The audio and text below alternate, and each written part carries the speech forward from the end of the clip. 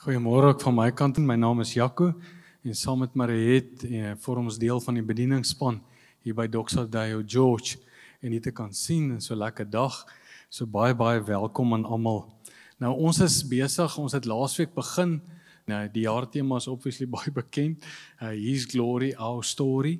En dit gaan oor die hele gedagte van wie is hy en dan hoe beïnvloed dit my lewe en my storie. En ons gaan hierdie jaar deur die boek Hebreërs gaan wat beteken dit en wie is hy? His glory. Wie is hy? Ons het laasweek so begin. As ons die boek Hebreërs gaan lees, dan sien ons in die eerste plek, onthou nou, Hebreërs is nie soos die ander briewe wat geskryf nie. Ons weet nie wie die Hebreërs geskryf nie en ons weet nie aan wie dit geskryf is. Al wat ons wel weet is die klomp Christene deur die verwysings uit Hebreërs uit die brief uit. Hulle was redelik skrikkerig en hulle was redelik verward. Want jy moet onthou, in daai tyd was die Joodse geloof was baie sterk en die Caesar was daar en almal was daar en hulle is Jesus nog die weg, die waarheid en die lewe. En toe skryf die Hebreërs skrywer aan hulle en dis vir ons interessant is hy die aandag op Jesus en wie Jesus is. En ons het laasweek vir mekaar gesê, as ons nou praat oor, som eintlik so in 3 dele, wie's hy, wie's Jesus? Glory, ons gaan vandag so 'n bietjie oor dit, en dan hoe beïnvloed dit my lewe van volgende week af. Maar net om op te som wat ons gesê het, wat die Hebreërs skrywer begin vers 1 tot 3, sê hy die volgende, en ek lees dit vir jou.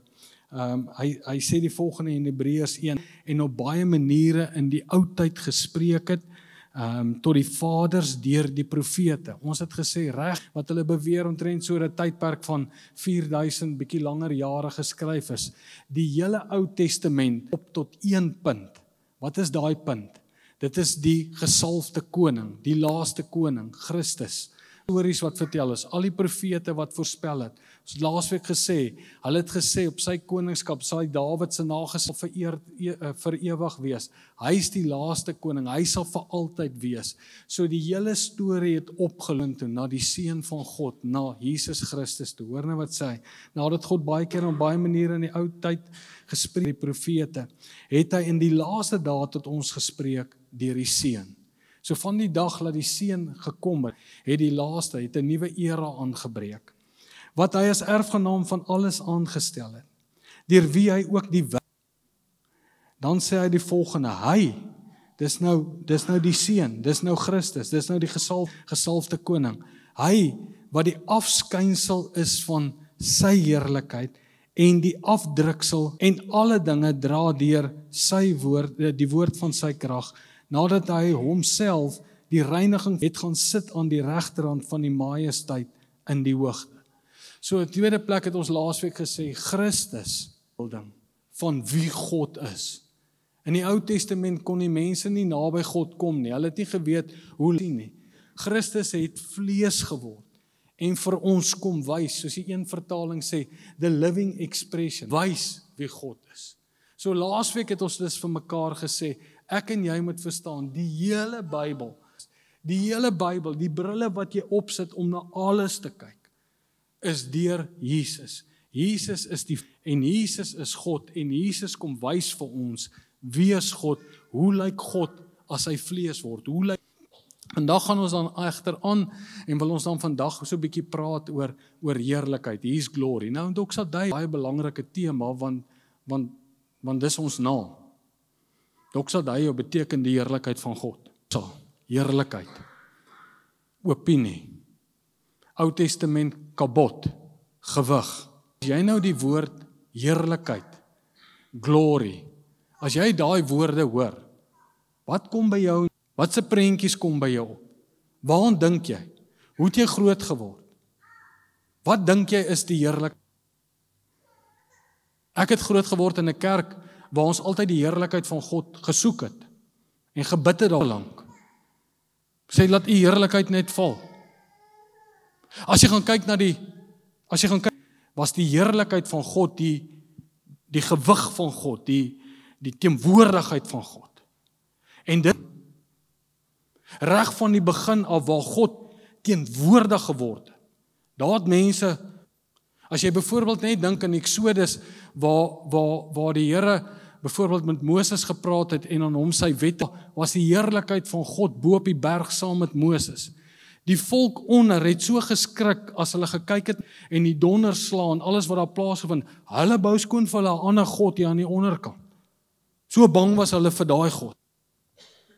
Toe God vir Israel sê, hy sê vir hulle, bou vir my 'n tabernakel, 'n tent, dan bou hulle hierdie tent mos, die voorportaal, die heiligste, die allerheiligste. Binne in die allerheiligste was hierdie simbool van God. Binne in die ark was daar mos die boekrolle, daar was die kieries wat geblom het, en daar was 'n tipe van 'n weerligstraal tussen. Daai mense was, die teenwoordigheid van God was verskriklik vir hulle. Jaar kon die priester namens die volk binne in die teenwoordigheid gegaan het, en dan het hulle ook vir hom 'n redelike kils gesit, en hy het klokkies gehad, want as sy lewe nie reg was nie, as hy in die teenwoordigheid van God gekom het, en hulle hoor die klokkies lui, omgeval en trek hulle hom uit. Hulle was verskriklik bang. En baie keer dink ons nog op die Ou Testamenties, die heerlikheid van God. Ek weet as jy byvoorbeeld dink aan Moses, toe Moses net naby iets van God kom, die braambos wat gebrand het, die teenwoordigheid van God, het hy sy skoene uitgetrek en neergeval. Oral as Ou Testament vertel word van die heerlikheid van God, was God se teenwoordigheid, God se opinie, doksa, God se opinie oor wat? Oor wie hy sê hy is. As God sê hy nie daarmee nie. As God sê hy is waarheid, dan sy waarheid, jy stry nie daarmee nie. Dit is hy. Dis sy gewis. Dis hoekom iemand eendag gesê het, wanneer ons praat van die heerlikheid van God, die gewig van God, die teenwoordigheid, glory of God, dan al die begrippe wat in jou kop opkom oor God, God is alomteenwoordig, God is heilig, whatever jy dit nou noem, as jy al daai begrippe vat, en jy sit dit op 'n calculator en jy tel dit bymekaar, daai slot wat jy kry, dis die heerlikheid van God. En hoe dink ons heerlikheid van God, die teenwoordigheid van God? Hoe dink jy vandag oor dit? Is dit nog iets wat ons soek? Hierdie skrifgedeelte sê, God het sy teenwoordigheid vir ons kom uitdruk deur Christus. Hy is wie sy heerlikheid is, hy die heerlikheid van God, die weerkaatsing van die heerlikheid. Hy is die koning, die laaste koning. Die koning kom wys nou vir ons hoe lyk sy teenwoordigheid. Ons sien dit. En nou is die vraag, hoe raak dit ons? Nou kyk, ons verder gaan lees, en ek gaan hier na Hebreërs 10 toe, kom ek lees dit vir jou. Want wat ek vanoggend, dat ek en jy moet verstaan, die teenwoordigheid van God, die heerlikheid van God in die Ou Testament is gehad. Dit was 'n plek. Daar's baie van die Jode wat vandag nog so glo. Praat so mooi daaroor, hy praat van Tempelstraat 1, Jerusalem. Waar jy die teenwoordigheid van God gaan vind. Dis hoekom mense na die tempel toe gegaan het. Plek. Ou Testament, teenwoordigheid, heerlikheid van God. Ek wil jou voorstel aan hoe Hebreërs oor die teenwoordigheid van God jou sê, die adres het verander. Dit is nie meer Tempelstraat 1, Jerusalem. Kom ons lees. Hebreërs 10, vers 19. Ons het nou, deur die bloed van Jesus, vrye toegang tot die heiligdom was die plek waar die teenwoordigheid van God was. Die plek waar die heerlikheid van God was. Nou kom Hebreërs en sê vir ons, hey, Jesus se dood en sy opstanding as gevolg van sy bloed wat vir ons gevloei het ons nie toegang tot die heiligdom. Ons het nou toegang tot die teenwoordigheid van God. Die adres het as gevolg van Christus, van die koning, het die adres geskuif. Kyk mooi. Vrye toegang tot die heiligdom. Hy sê, en dit op 'n weg, hoor nou mooi, en hierdie weg lei na lewe. Dis wanneer ek en jy besef, die heerlikheid van God het geskuif, wat ek en jy die ware lewe sal. Hy sê hierdie weg het hy vir ons gebaan deur die voorhangsel heen gaan. Want die dag toe hy gesterf het aan die kruis, onthou jy, toe sê Matteus 27, toe hy sterf, toe skeer die voorhangsel. Die voorhangsel was 'n groot dik gordyn, hulle sê hy het dink 18 meter lank, 6 meter hoog, toe skeer daardie gordyn om iets te simboliseer, tussen die heiligdom en die allerheiligste. Daai spasie is nou oop, nou kan ek inbeweeg, ons almal kan ons nou inbeweeg in die teenwoordigheid van God. Die adres van die heerlikheid van God het geskuif. En terwyl ons hom ook as groot hoëpriester laat ons tot God nader met 'n opregte hart en met volle geloof sekerheid. Hebreërs 4 skryf dieselfde. Hy sê, ons kan nou, nie eendag nie, ons kan nou die troon. Wat is die troon van? Die troon is waarop die een, God sit. Jesus sê, ek het aan sy regterhand gaan sit.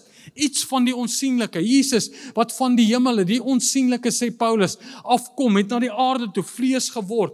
Ek mysterieus aan dit, maar ons het nou toegang tot die onsienlike. Geloof is dan 'n vaste vertroue, sê Hebreërs, ons sien nie. Ons kan dit nie sien nie. Daar's iets, daar's 'n koneksie, daar's iets dat ons kan nou die heiligheid van God. Alhoewel ons dit nie kan sien nie, kan ons nou betree. Die adres het verander. En challenge. Ek wil vandag jou challenge en sê, ek en jy moet ons kop verander oor hoe ons dink wil nader, want baie mense wil God nog nader op 'n Ou Testamentiese manier. Deur die wet te onderhou. Ons dink deur sekere rituele na te kom. Ons dink deur nog sekere feeste te hou.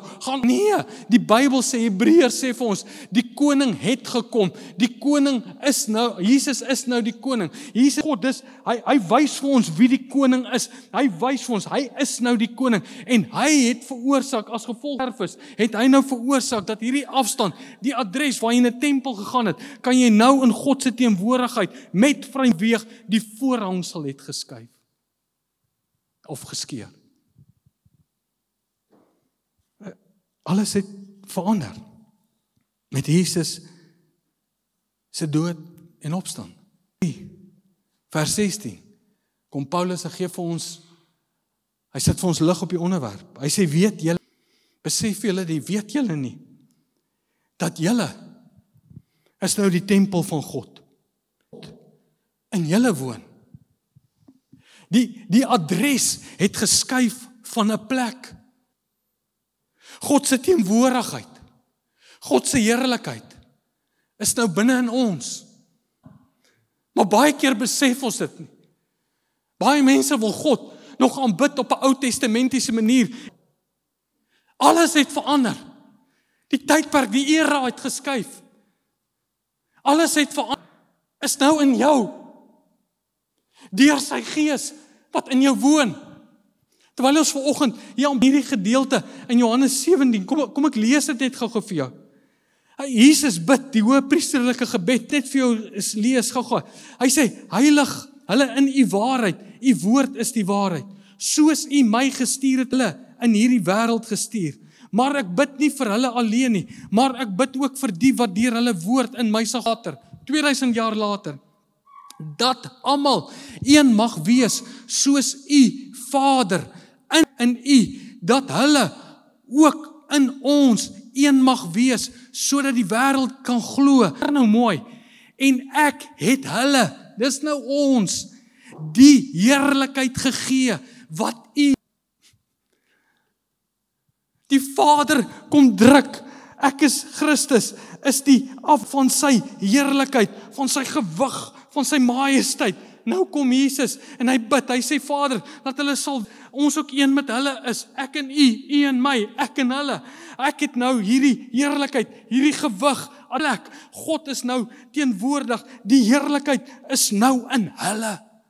Hoor wat sê hy? Hy sê wat U my gegee het, sodat hulle een kan wees, net soos ons een is. Ek in hulle en U in my een kan wees.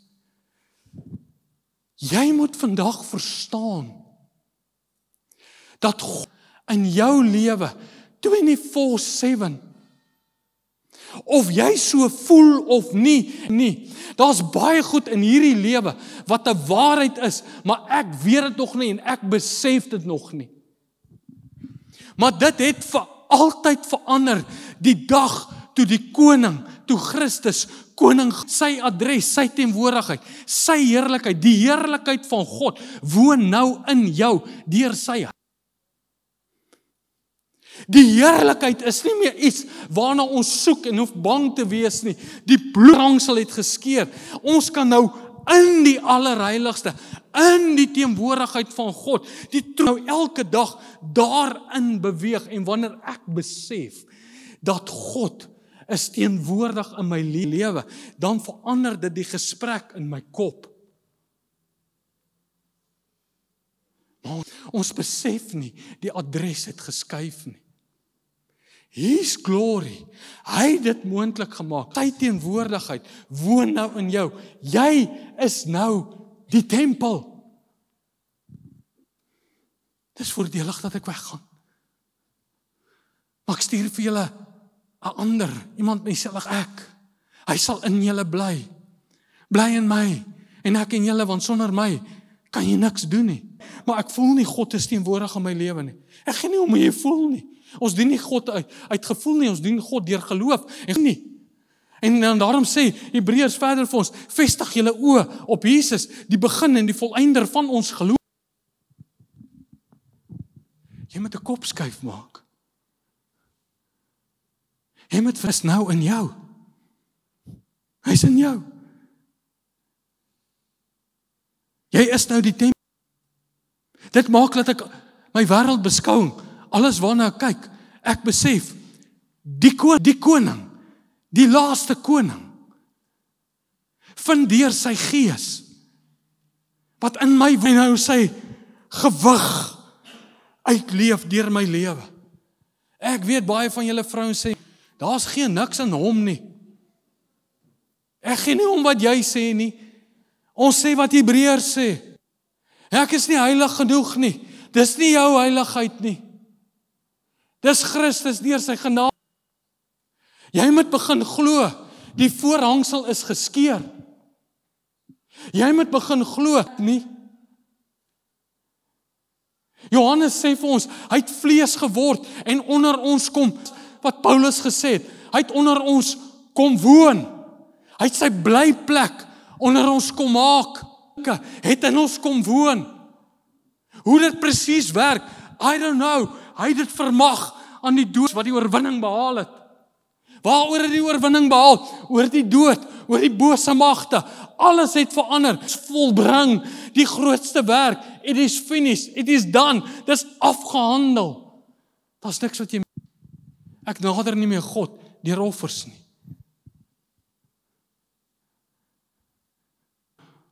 Jy dink as jy die Ou Testamentiese feeste onderhou, alles het verander. Christus is nou die koning. Hy is in jou. Hy wys vir ons wie die Vader is in hom. Hy is in jou. Hy het gaan sit in die regterhand in die onsigbare. Sy gees het van die onsigbare, van die Vader. Hy woon in jou.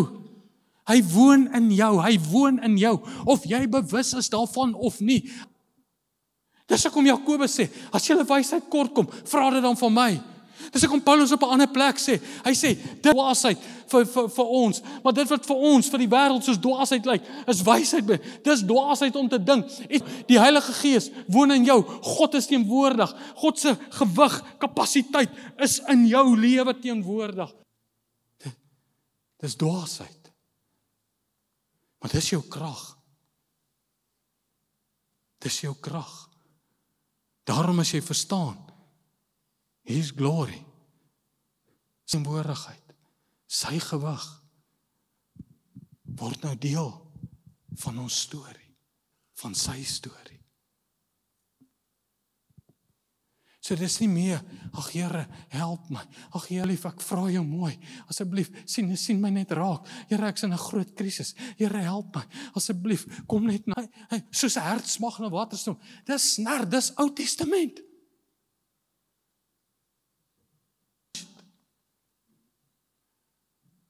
Ek smag nie meer nie. Die voorhang sal dit weg. Nie eendag nie. Dit het 2000 jaar terug al begin. Ons moet dit net besef. Soveel filters. En ons ratte krap. Want hoe kan God in my woon? Die adres het geskuif. Jy is die tempel. So ek leef nie van God nie, maar ek leef vanuit die teenwoordigheid van God. Ek smag nie vir sy teenwoordigheid, maar daar's 'n besef, hy is teenwoordig in my. Skeer.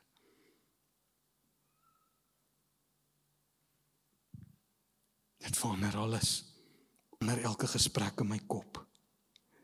Dit verander hoe ek kan bid.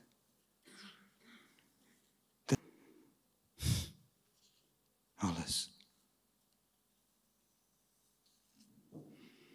Lees het How to Remember van Brother Lawrence, waar hy skryf oor practicing of God. Ek leef in sy teenwoordigheid. Ek is bewus van sy teenwoordigheid. Dit is nou my verwysing. Dankie Arno.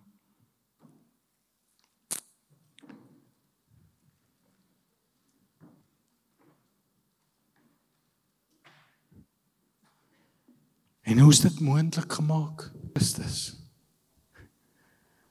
Baie keer vra mense vir my, hoekom het die koning? Want die koning het elke mens op hierdie aarde, want hy sê ek het gekom vir die nasies, nie net.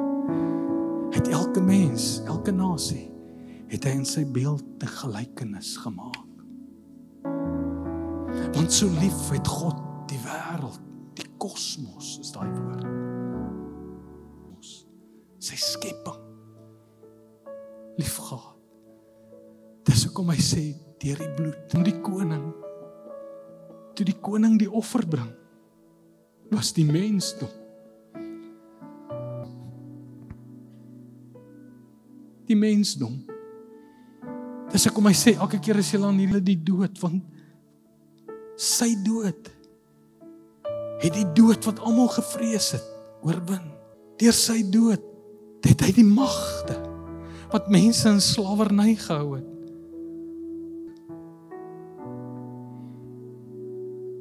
En nou kom hy en hy woon in ons. Alles nie te maak. En ek weet as ons na die wêreld kyk, ons gaan nog baie daaroor praat hierdie jaar. As ons na die wêreld kyk, mors. Here, maar Noag het ook vir 100 jaar aan die ark gebou, maar dit nie gereën het. 2000 jaar met sy projek besig. As die mens waarvoor hy so lief is, sy teenwoordigheid is in jou lewe 24/7. Elke dag. Dan gaan ek met 'n ander perspektief leef. Alles. Jesus het alles, die koning het alles verander. Verstaan? Jy nader nie God deur die Ou Testament. Jy nader God deur Christus, selfde koning. Jy sit die brille op van Christus. Dis waar hy mee. En al wat ek vandag vir jou wil sê, sy teenwoordigheid is in jou. Dit het niks met gevoel te doen nie. Ek moes vir jare myself vir jare word in 'n kerk. En ek het geglo jy moet sekere rituele deurgaan. Teenwoordigheid voel.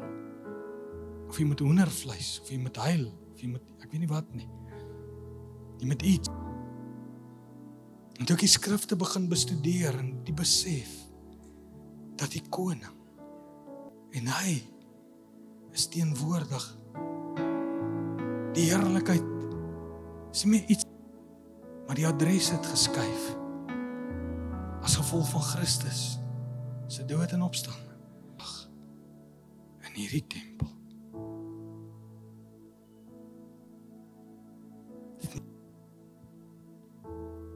So ek wil jou vanoggend uitnooi.